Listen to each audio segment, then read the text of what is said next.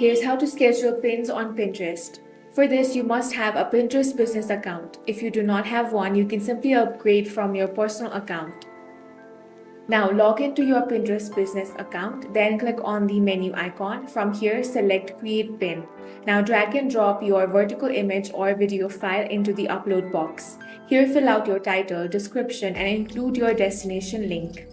Now fill up all these details, then look at the bottom of the section. Here you should be able to find the option of publish at a later date. Toggle this option on. Now you need to set the date and time. A calendar and time picker will appear. Select the exact future day and time slot you want your content to drop. Then click on schedule. Now confirm the date and time when you want to schedule your pin. Once you have confirmed, your pin will now be scheduled. That's all for this video. If you found it useful, make sure to hit the like button and subscribe for more videos like this.